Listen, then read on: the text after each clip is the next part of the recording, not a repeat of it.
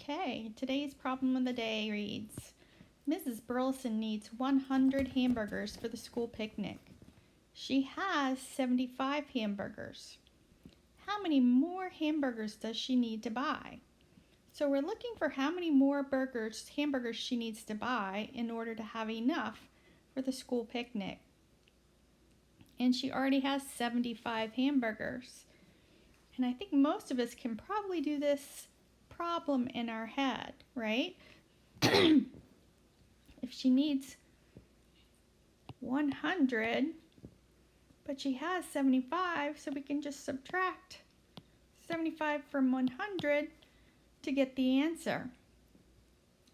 And the answer is 25 hamburgers.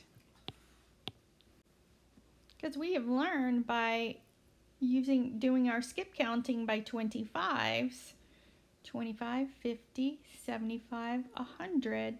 We know that if we take away 75 from 100, we have 25 left.